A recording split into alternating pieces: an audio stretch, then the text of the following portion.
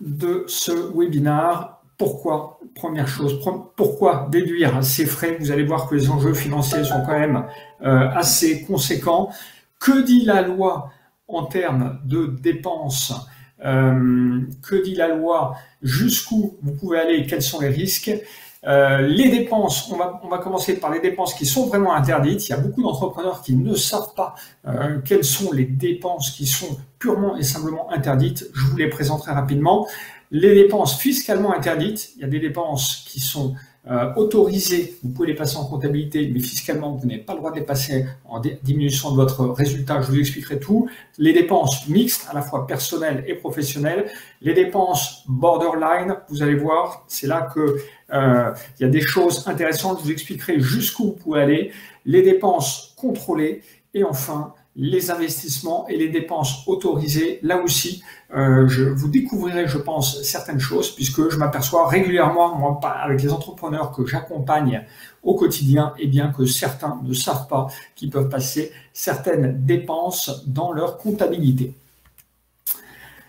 Alors, pourquoi déduire ces frais? Pourquoi passer sur son entreprise ces frais? Évidemment, ça ne concerne pas les micro-entrepreneurs, puisque les micro-entrepreneurs ne déduisent pas leurs frais. Eh bien, tout simplement parce que quand vous payez, par exemple, une dépense 100 € en tant que particulier, c'est-à-dire que vous sortez l'argent de votre poche, ce que vous devez bien avoir en tête à chaque fois que vous le faites, c'est que, d'une part, vous payez la TVA. Ça, vous le savez, mais vous allez voir que quand cette dépense passe dans la comptabilité de votre entreprise, si votre entreprise facture la TVA à ses clients, eh bien, elle peut la récupérer sur les dépenses. Donc vous, quand vous payez en particulier, vous payez la TVA et vous ne pouvez pas la récupérer. Vous payez aussi cet argent que vous sortez de votre poche, vous allez payer des charges sociales dessus, entre 30 et 75%, entre 30 € et 75 € pour une dépense de 100 € de charges sociales. Ça, c'est les charges sociales sur votre salaire, sur votre rémunération. Et puis, entre 0 et 85 € d'impôt sur le revenu, tout simplement parce que le taux d'imposition, il varie entre 0 et 46%. Donc, par rapport au montant net, eh bien, ça peut représenter 85 € pour une dépense de 100 €. Donc, vous le voyez, quand vous dépensez 100 € en tant que particulier, il faut que vous ayez ce réflexe, il faut que votre esprit se mette en veille pour vous dire « Ah oui, quand même, je n'oublie pas que j'ai payé là-dessus de la TVA, des charges sociales et de l'impôt sur le revenu. » Pourquoi? Eh bien, parce que l'argent, lorsque c'est votre entreprise qui la sort, lorsque votre entreprise paye une dépense 100 €, ça lui coûte 100 €. Le coût réel pour l'entreprise est de 100 €, alors que lorsque c'est vous qui la payez, eh bien votre entreprise, elle a dû consacrer une somme qui varie entre 130 et 280 € en fonction de votre statut social et de votre fiscalité personnelle.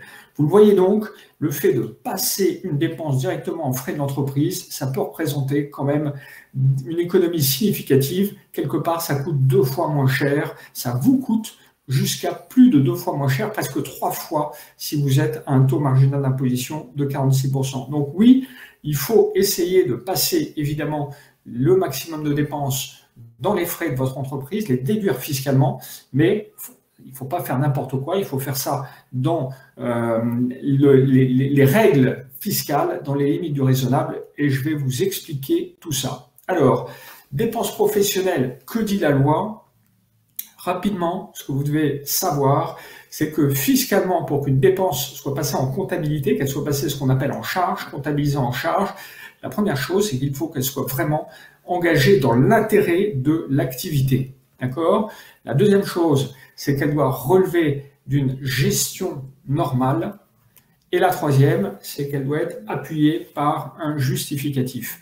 C'est important de décortiquer ces 3 éléments parce que si vous en manque un des 3, et ça varie d'une activité à une autre, eh bien, vous ne pouvez pas la passer en comptabilité, c'est-à-dire que vous ne pouvez pas, vous devrez la rembourser en cas de contrôle fiscal ou vous risquez un redressement fiscal. Donc, dans l'intérêt de l'activité, c'est-à-dire que la dépense, évidemment, elle doit se rapporter à votre activité. Chacun a une activité professionnelle, vous avez tous des activités probablement professionnelles différentes.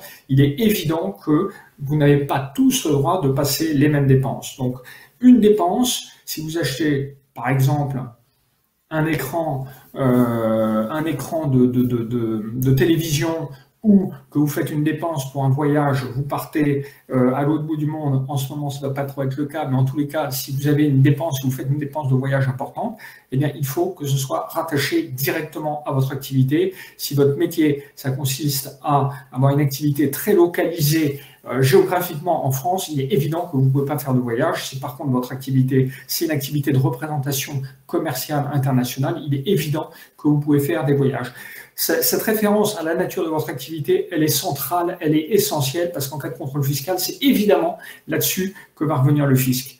Le deuxième élément à savoir, c'est que ça doit être considéré comme une gestion normale, c'est-à-dire que ça ne doit pas être disproportionné par rapport à pour le montant de la dépense engagée, par rapport, par exemple, au volume de votre activité, c'est-à-dire par rapport à votre chiffre d'affaires. Comprenez bien que là aussi, je reste sur l'idée à voyage. Si vous partez visiter un client, même en France, à Nantes, à Toulouse, à Lyon, que vous habitez Paris, eh bien, si vous prenez une chambre d'hôtel 5 étoiles et que vous sortez avec une note de 1 500 €, alors que votre chiffre d'affaires, c'est 2 000 € par mois, vous comprenez bien que c'est disproportionné. Cela ne relève pas d'une gestion normale de votre activité.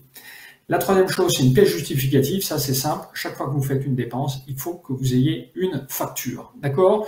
Donc là, les règles du Code général des impôts, elles sont assez simples.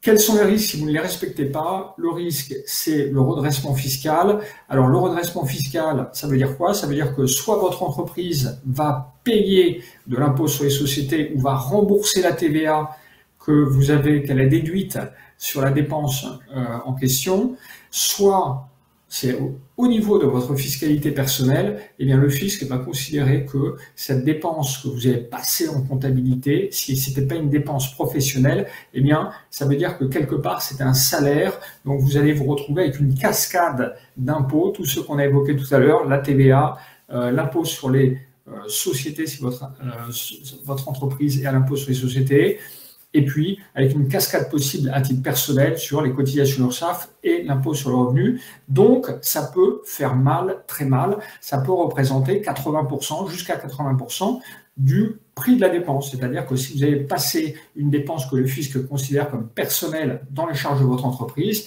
eh bien, le fisc peut vous dire, faites-moi un chèque pour une dépense de 1 000 €, faites-moi un chèque de 800 €. Bon, c'est le pire des cas.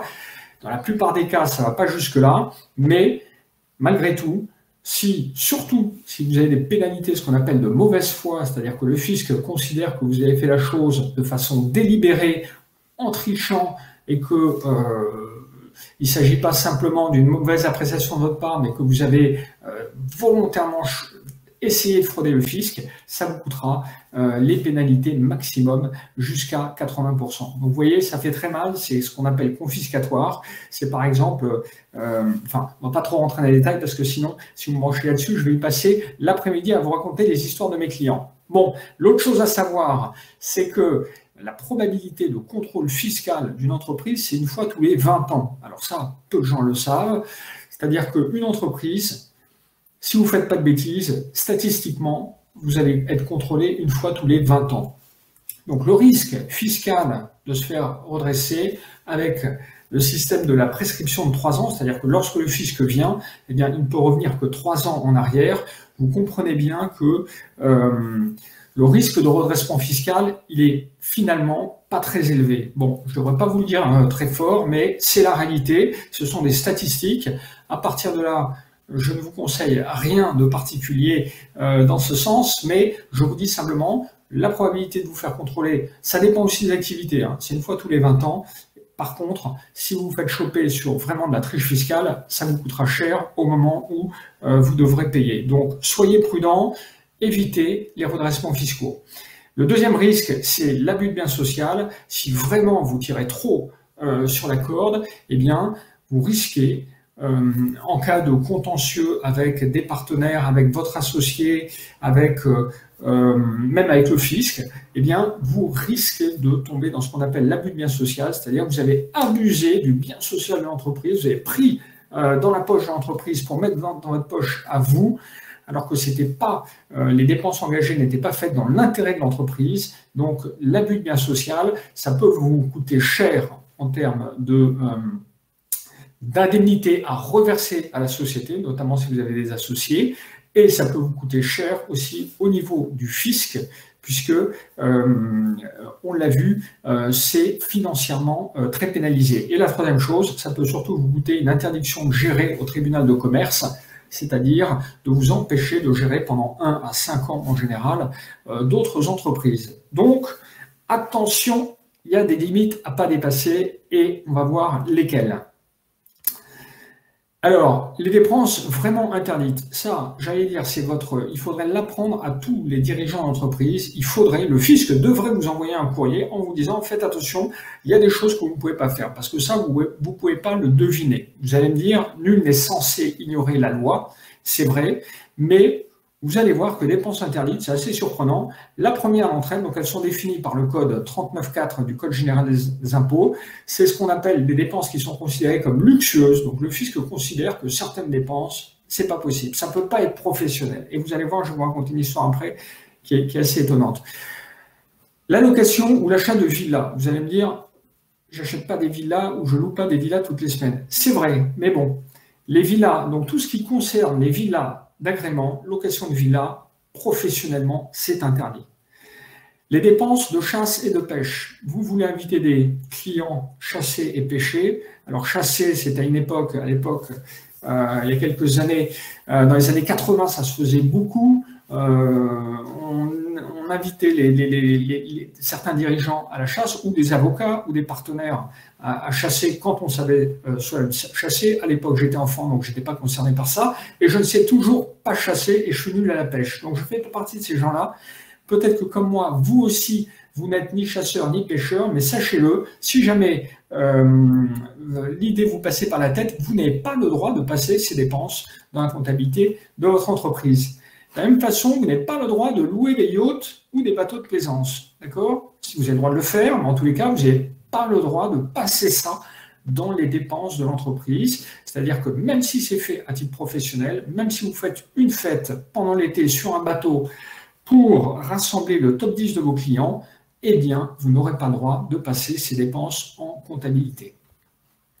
Et puis, une dépense un peu moins exotique, quand vous achetez un véhicule, sachez que la part des dépenses qui dépasse 18 294 €, eh bien, fiscalement, vous ne pouvez pas la déduire, des frais de l'entreprise. Alors, la petite histoire que je voulais vous raconter, c'est que moi, j'ai eu un client qui travaillait seul, qui avait une activité de représentation dans le commerce en France pour des Polonais, et eh bien, pour vendre, pour entretenir sa clientèle, il travaillait tout seul, il n'avait même pas une assistance, mais il recevait de façon très confortable, de façon très serviable, ces dirigeants d'entreprises étrangères en France. Et pour certains d'entre eux, il les invitait pendant 1 mois dans une villa sur la Côte d'Azur.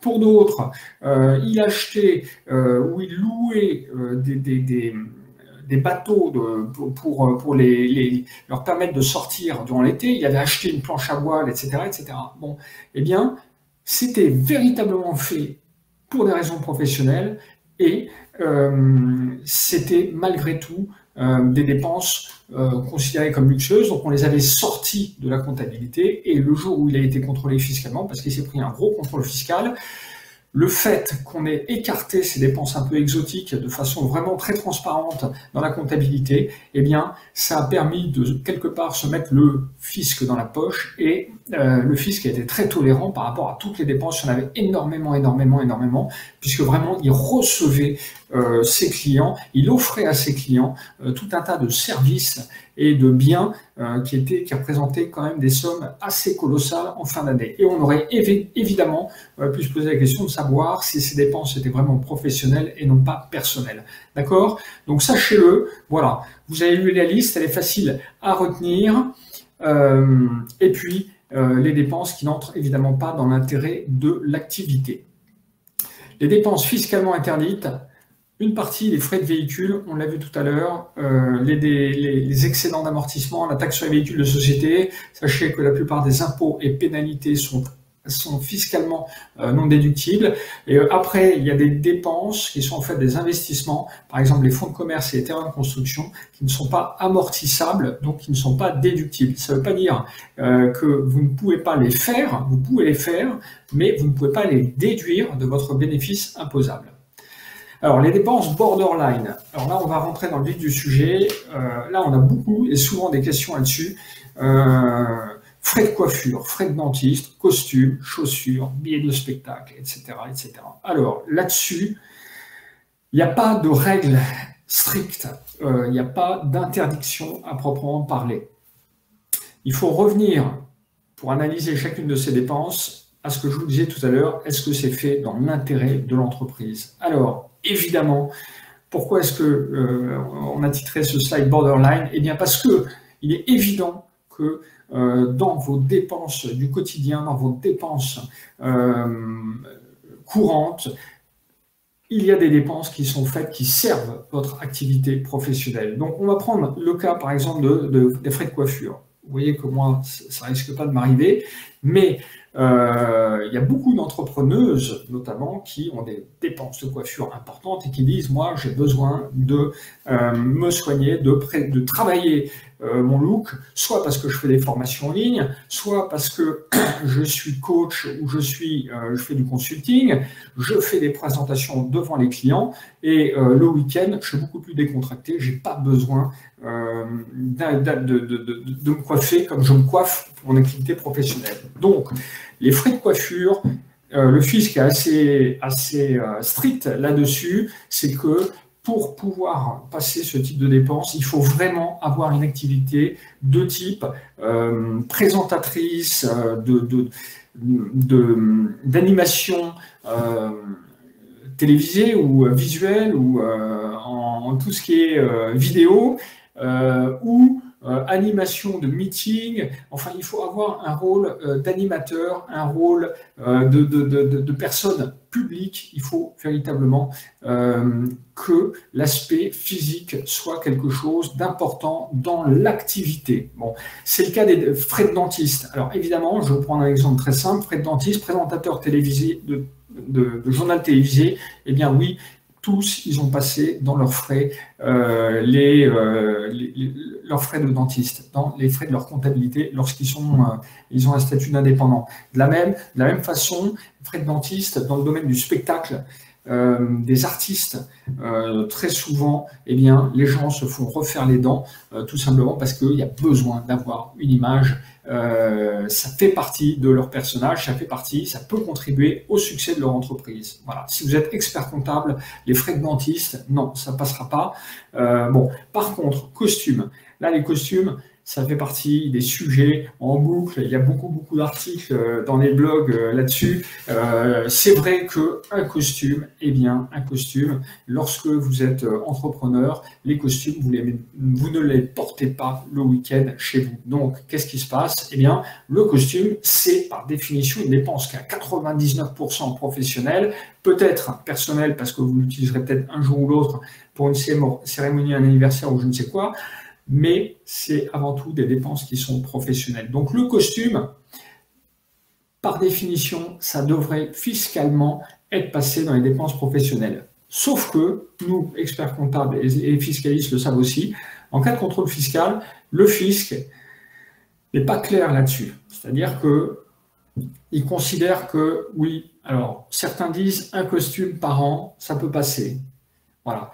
Il n'y a pas de texte qui dise le costume, c'est interdit ou c'est autorisé, on peut le passer ou on ne peut pas le passer en comptabilité. Ça fait partie des dépenses qui sont à la fois personnelles, professionnelles. Il y a une tolérance administrative qui veut que si vous passez un costume par an, même si le costume se porte de moins en moins, vous allez me dire, mais si vous passez un costume par an, costume civil évidemment, hein, pas habit professionnel, pas la blouse de travail ou du médecin ou du dentiste. Non, le vrai costume, eh bien, vous prenez des risques qui sont quand même très très limités. Voilà.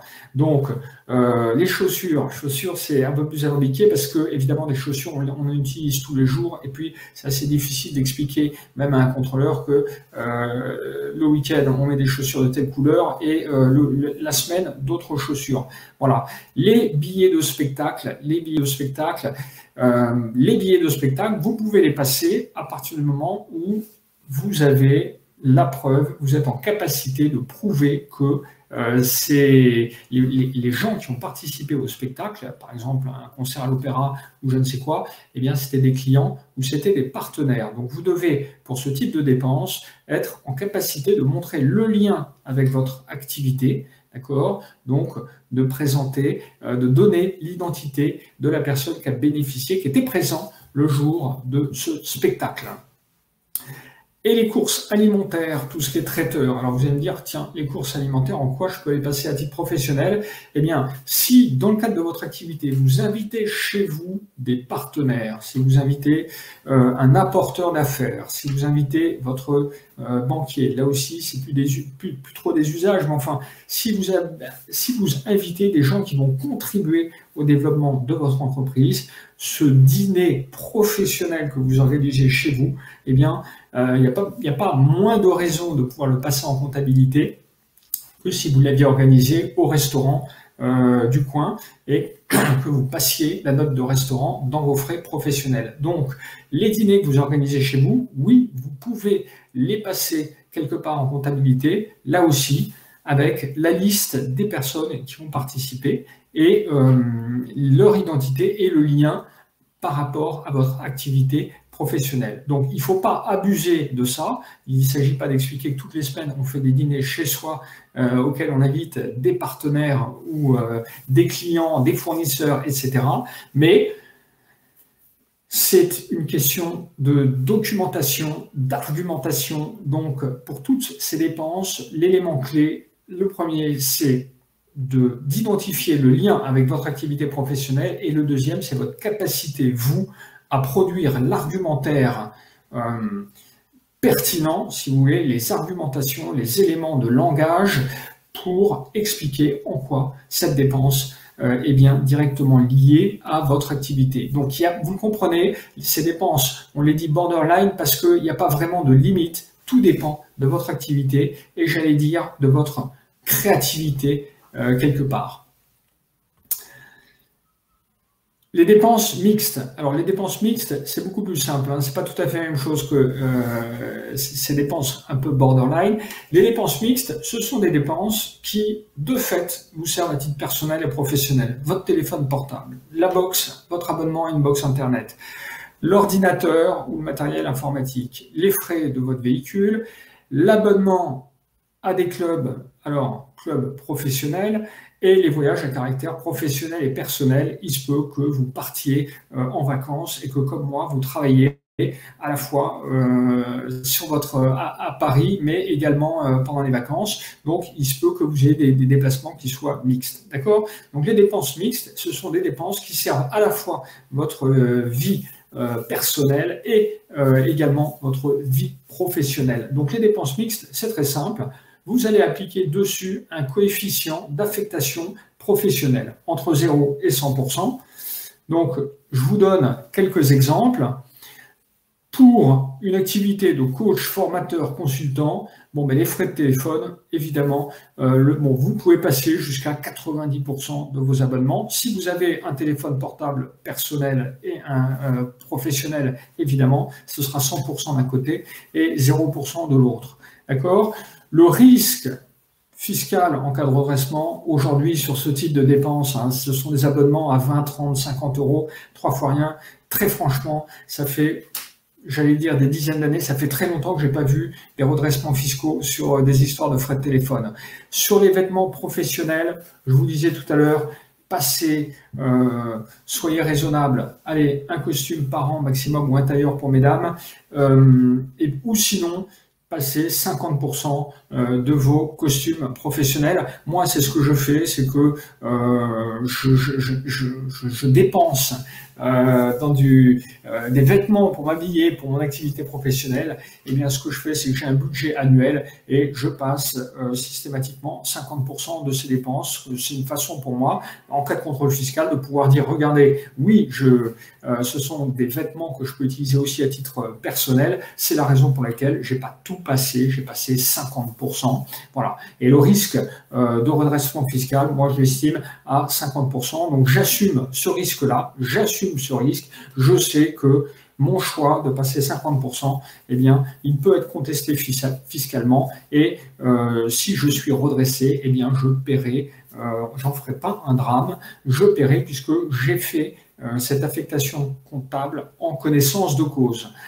Les dépenses véhicules professionnels, vous pouvez passer. Alors, les dépenses, les véhicules professionnels, c'est si la carte grise appartient à votre entreprise, vous savez que vous avez un système d'avantages en nature et donc une réintégration de la partie personnelle qui est très réglementée, c'est très cadré. L'avantage en nature, donc vous pouvez, on vous donnera le lien.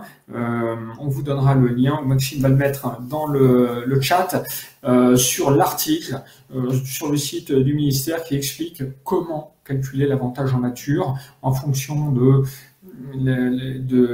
différents éléments, de la valeur du véhicule, du mode de financement qui a été mis en place, est-ce qu'il est loué, est-ce qu'il est acheté, et du fait que votre entreprise paye le carburant ou pas. Voilà, donc l'avantage en nature, c'est assez clair. En cas de contrôle fiscal, là aussi, on voit assez rarement des redressements sur ce type de dépenses. D'accord? Sachez que pour toutes ces dépenses, on a fait un livre blanc. Alors, je l'ai fait avec l'entreprise de formation que j'utilise, mais on pourra vous le partager. Vous pouvez le télécharger sur le site houston.fr, livre blanc de toutes les dépenses que vous pouvez passer en comptabilité en fonction de votre métier, de votre activité. Donc, il y a les consultants, il y a les commerçants, il y a les artisans, il y a les formateurs, etc.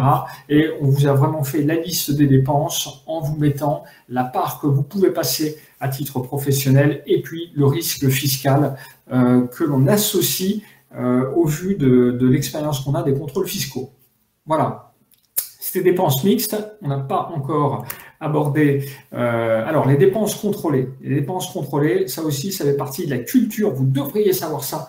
Tous les entrepreneurs devraient savoir ça. Sachez-le, donc je vous le dis, que lorsqu'on fait votre bilan, lorsqu'on envoie le bilan de votre entreprise à l'administration fiscale, on remplit ce qu'on appelle un relevé des frais généraux. Et l'administration fiscale, le fisc, nous oblige à faire figurer sur ce relevé des frais généraux un certain nombre de dépenses, vous les voyez, dès lors qu'elles dépassent un certain montant, prises dans leur globalité pour l'ensemble des membres de l'entreprise, qu'ils soient dirigeants ou salariés. Donc, si les frais de voyage, tout personnel confondu, et quelle que soit la taille de l'entreprise, dépassent 15 000 € par an, eh bien, on doit l'indiquer sur ce relevé des frais généraux. Si les frais de réception, restaurant, spectacle dépassent 6 100 €, eh bien, on doit l'indiquer sur ce relevé des frais généraux. Et si les cadeaux aux clients dépassent 3 000 € par an, tous les clients confondus, même chose, on l'indique sur les frais généraux.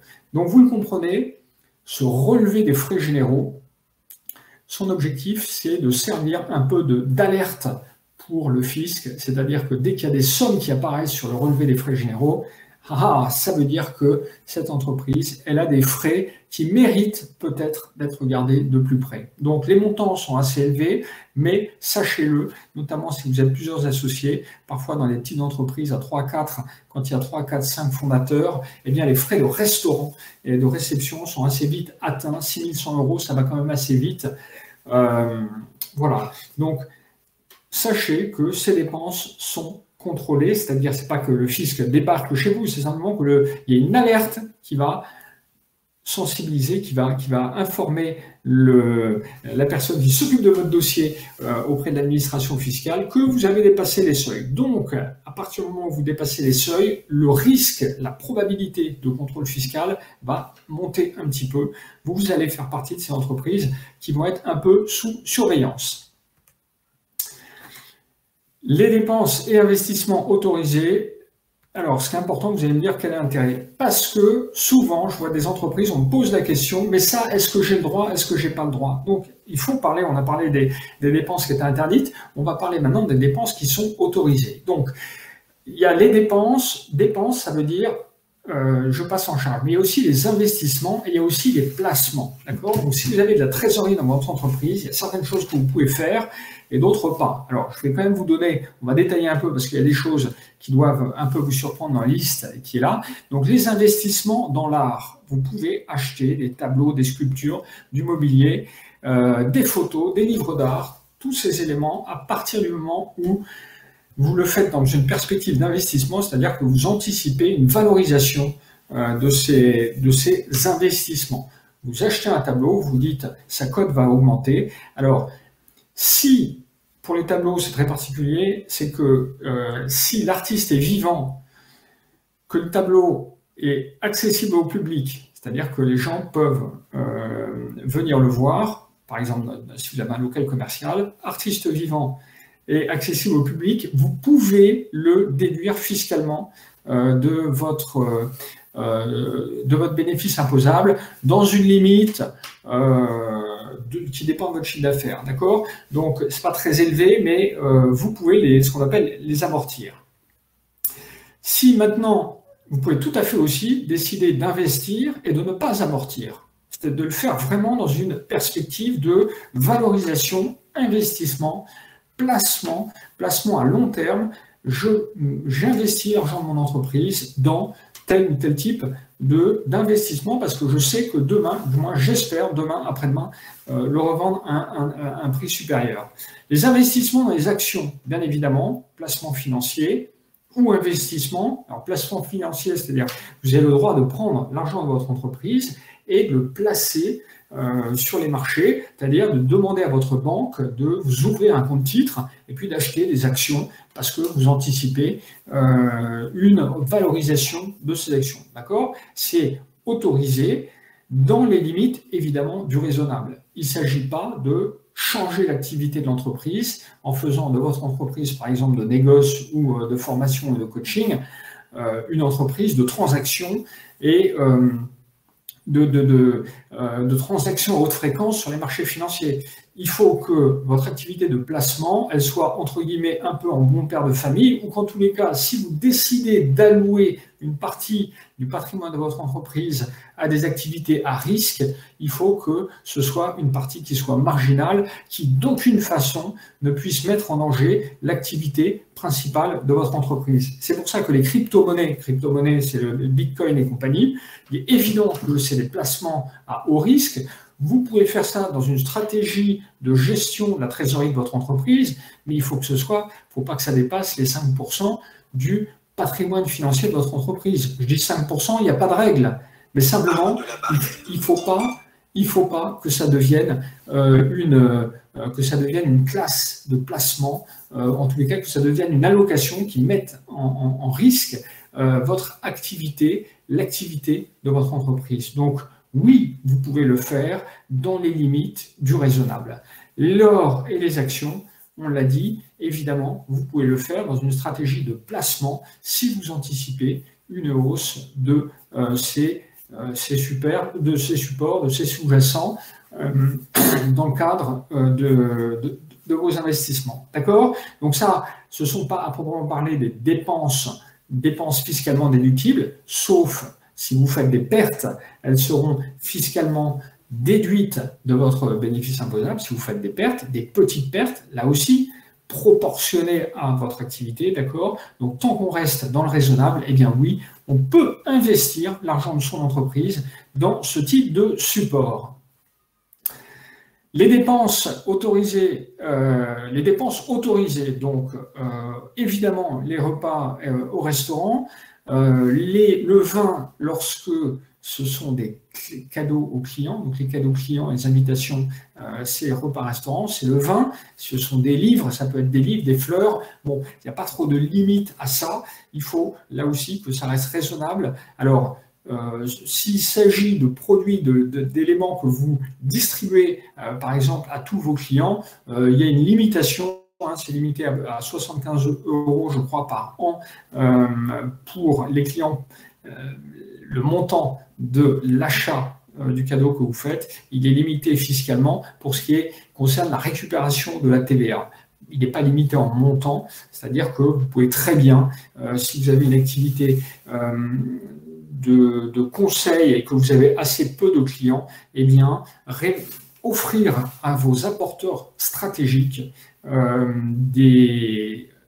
des cadeaux dont le montant, dont la valeur est proportionnelle à l'apport que cette personne vous a procuré, à l'apport qu'elle a amené à votre entreprise. Je vous prends un exemple très concret. Lorsque j'avais une activité d'expertise comptable dans l'accompagnement des startups, eh bien, je travaillais avec des avocats en opération, en levée de fonds, etc.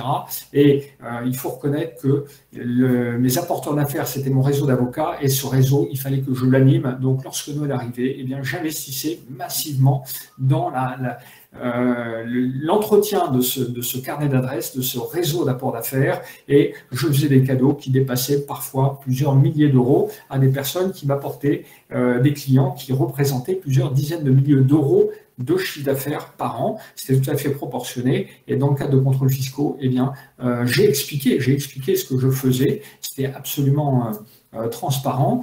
Et j'ai été en capacité de donner l'identité des bénéficiaires, et c'est passé sans problème parce que ça correspondait à une vraie stratégie de conquête de clients, et il y avait une vraie cohérence par rapport à mon activité. Voilà. Alors, les livres, les fleurs, si vous êtes invité à dîner chez un partenaire, eh bien, si vous y allez pour le business, oui, vous pouvez les passer dans votre comptabilité. Donc, votre réseau qui peut bénéficier de tous ces cadeaux, les clients, les fournisseurs, les apporteurs d'affaires, évidemment, les partenaires, les associés, plutôt les futurs associés. Hein, une fois qu'on est associé, c'est quand même plus délicat de passer en frais les cadeaux qu'on se fait les uns les autres, mais si vous préparer une levée de fonds, eh bien, il y a des frais de représentation, des frais de présentation, des frais d'animation. Les associés, parfois, il faut prendre l'avion pour aller les chercher. Ça aussi, je l'ai fait à plusieurs reprises. Passer 2-3 jours auprès d'investisseurs potentiels pour expliquer un projet, un business, et décortiquer les chiffres ensemble. Eh bien, tout ça, c'est un voyage dans lequel on va avoir le billet d'avion, l'hôtel, les restaurants, etc., etc. Gardez les coordonnées précises de tous les bénéficiaires, je ne vous le dirai jamais assez. Voilà. Les dépenses également autorisées liées aux événements, les spectacles, les événements sportifs, les concerts, tout ça, c'est la même règle, hein, c'est la même règle du jeu. À partir du moment où ça peut aider à tisser des liens, créer des liens avec des gens qui vont vous aider à décoller, à accélérer, eh bien, vous pouvez les passer en dépenses, vous pouvez les passer en frais, en étant, encore une fois, prudent et en gardant la documentation qui va bien. Donc la documentation, elle est parfois très simple. Soit dans votre agenda, vous gardez la liste des personnes qui ont participé, soit vous le mettez directement au dos de la facture que vous donnez, que vous transmettez à votre comptable, ou vous le saisissez dans Acrobat de façon à indiquer client ou partenaire concerné lorsqu'il s'agit d'un cadeau. Surtout, soyez transparent vis-à-vis de votre comptable. Dites-le, inscrivez-le sur la facture en cas de contrôle fiscal. Il faut qu'on puisse retrouver l'identité sans avoir à vous appeler, sans avoir à vous déranger, parce que sinon, le contrôle fiscal risque de devenir long et compliqué pour tout le monde. Voilà, donc la bonne pratique, c'est d'indiquer derrière les factures ou dessus le nom des bénéficiaires, des cadeaux. Peut-on inviter son conjoint au restaurant ou au spectacle? Ça aussi, ça fait partie des questions qu'on nous pose souvent. Tiens, est-ce que je peux passer le billet de ma femme? On allait à un concert, il y avait 4 places, dont ma femme. Eh bien, la réponse, oui, si vous invitez également les conjoints de vos partenaires. Voilà. Ou si votre épouse, si votre conjoint, si votre mari à une activité dédiée à la communication dans l'entreprise. Évidemment, à ce moment-là, il n'y a pas besoin de justifier ou d'inviter les conjoints des partenaires. Mais ça peut se faire si votre épouse contribue par sa présence, par les échanges qu'elle va créer et animer, eh bien, à développer l'activité de l'entreprise. D'accord ? Dîner chez vous. Alors oui, alors un petit focus sur le dîner chez vous, on en a déjà parlé. Donc, quand vous organisez un dîner chez vous, vous pouvez passer un ensemble de dépenses, les courses, le vin, frais de traiteur, les fleurs, là aussi, en indiquant de qui il s'agit. Pour conclure, si vous avez des doutes, demandez toujours, lorsque vous faites une dépense, eh bien, demandez déjà à avoir une facture. Ça, c'est indispensable parce que même si vous avez tous les éléments, si vous n'avez pas gardé la facture, vous le savez, si vous avez un comptable ou un expert comptable, vous devez absolument, toutes les dépenses doivent être appuyées d'une facture. Donc, n'oubliez pas de demander la facture et dans le doute, eh bien, avant d'en parler à votre expert comptable, prenez la facture. Posez-vous toujours la question, est-ce que cette dépense contribue directement ou indirectement au développement de mon entreprise? Posez-la vous, ça doit devenir un automatisme. Donc ceux qui ont déjà créé leur entreprise depuis plusieurs années ont pris le pli, mais souvent quand on crée son entreprise, il y a des entrepreneurs, en fin d'année on leur dit, mais attends, est-ce que tu as passé telle dépense? Ah non, je pensais pas que, ah oui c'est vrai c'est professionnel, mais je pensais pas que c'était professionnel, etc. J'ai acheté une sacoche pour mettre mon ordinateur dedans. Je pensais pas que ça pouvait être professionnel. Ben si, c'est professionnel, si l'ordinateur est professionnel, etc., etc. Donc, il est sur réflexe de vous dire quand vous faites des dépenses, est-ce qu'il y a une dimension professionnelle? Est-ce que ça me sert à titre professionnel? Dans le doute, demandez l'avis à votre expert comptable, évidemment. Alors, les positions des experts comptables peuvent varier. Voilà, peuvent varier. La plupart des entrepreneurs, des experts comptables prennent assez peu de risques parce que tout simplement, il faut savoir, les gens en France n'aiment pas être contrôlés fiscalement, ils n'aiment surtout pas être redressés. Donc, on va dire que 90% des entrepreneurs ne souhaitent pas être redressés. 10% au contraire veulent être redressés. Pourquoi? Parce que s'ils sont redressés, c'est la preuve que ils ont poussé, ils ont joué jusqu'au bout, ils ont tenté des choses, donc ils reconnaissent quelque part le fait de devoir payer. Et il y a un vrai sujet sur l'appétence au risque. C'est un peu quelque part un jeu. Alors il ne faut pas trop le dire, il ne faut pas le dire trop fort, mais on n'est pas dans une science exacte, vous l'avez compris. Donc c'est à chacun de se fixer ses limites. Si le soir vous voulez vous endormir tranquille, sans vous demander ce qui se passerait en cas de contrôle fiscal, que vous vivriez très mal le fait de devoir faire un chèque de redressement suite à un redressement fiscal, et bien dans ces conditions, soyez extrêmement prudents. Oubliez les 3/4 de ce que je vous ai dit et dans le doute, ne passez surtout pas dans les charges de votre entreprise les éléments qui pourraient être discutés. Si au contraire vous êtes plutôt, j'allais dire, joueur et que vraiment vous considérez que vous payez trop d'impôts, que vous ne vouliez pas en payer plus, que les charges sociales ça suffit, etc. Là aussi, eh bien, ça veut dire que vous pouvez passer, vous l'avez compris, certaines charges. Il faudra avoir l'argumentation pour les défendre, mais le jour venu, en cas de contrôle fiscal, il faudra monter un peu au front et défendre votre argumentation. Et si vous devez faire un chèque, si vous devez faire un chèque de remboursement parce que vous êtes redressé fiscalement, il faudra l'assumer. Donc c'est un peu en fonction du profil de chaque entrepreneur. Moi je vous dis que d'expérience, il y en a 3 sur 4 qui veulent dormir tranquille, donc qui ne mettent pas en place toutes les stratégies ou tous les éléments qui peuvent être mis en place pour passer en comptabilité vraiment toutes les charges. Il y en a à peu près 1 sur 4 qui prend ça vraiment comme un jeu et qui souvent passe un peu trop. Et c'est nous, experts comptables, qui leur disons, qui vous disons, là non, c'est pas possible de passer. Donc pour autant, ceux qui sont clients chez Solis, ne passez pas tout et n'importe quoi parce qu'on va passer un temps fou à dépatouiller tout en fin d'année. Soyez raisonnables, faites des choses qui soit défendable fiscalement. j'en appelle à votre sens des responsabilités. Je sais que vous avez ce sens des responsabilités. Donc, maintenant que vous avez entendu tout ça, à vous de faire le tri dans ce que je vous ai dit. Je prends pas, j'y vais pas. Est-ce que mon activité s'y prête ou ne s'y prête pas? C'est un peu du sur-mesure pour chacun d'entre vous. Voilà. Bon, j'espère que j'ai été clair. On a passé un tout petit peu plus de temps que prévu. On dépasse de 10 minutes. Maintenant, on va regarder les questions. Les questions. Donc, je vais remonter tout en haut de la liste. Il y a beaucoup de questions, évidemment. Donc, les questions... Alors, avec le télétravail, on fait comment pour avoir des notes de frais de restaurant? On se fait livrer les repas par le traiteur, l'administration va accepter les notes pour une personne ou se les faire livrer aux endroits différents pour respecter la distanciation. Bonne question, Xavier.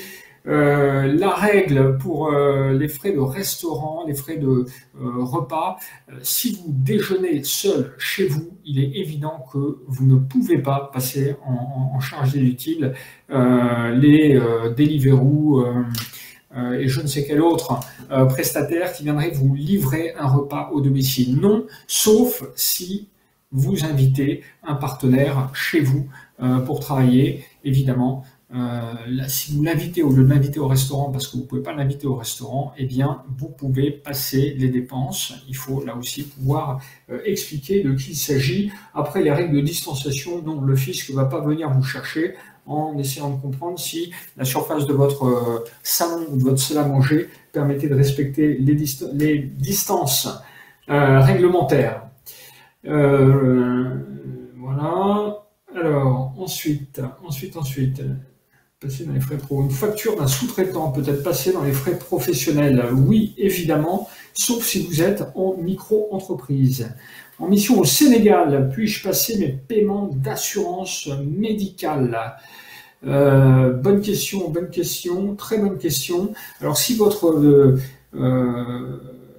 la question porte sur les frais médicaux sur place, je pense que non, parce que le fisc va considérer que les frais médicaux ils doivent être couverts par une mutuelle. Dans les entreprises, même pour les dirigeants, les frais médicaux ils doivent être couverts par une mutuelle. Si par contre votre question c'est est-ce que je peux passer en charge l'assurance, assurance rapatriement ou toutes les assurances qui peuvent être liées à ce transport, à ce voyage, oui, bien évidemment, vous pouvez les passer. Mais vous ne pouvez pas passer, on ne peut jamais passer les dépenses de médecins, etc., directement dans les charges de l'entreprise.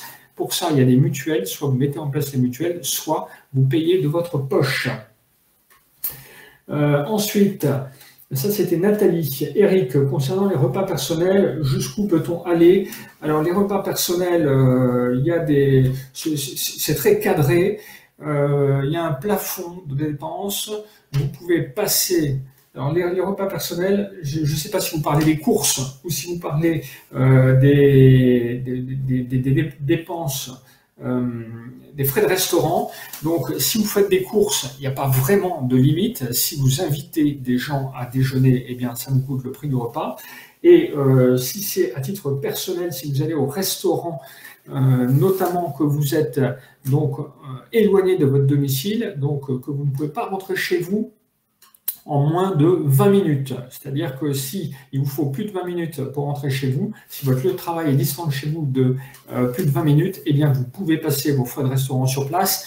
Le montant fiscalement déductible est plafonné. Je crois que c'est... alors ça a augmenté dans le cadre du confinement. Je n'ai pas le chiffre exactement en tête. Je crois que c'est 19 €. On peut passer jusqu'à 19 €. D'accord? Ça, c'est la théorie. Je vous dis la pratique.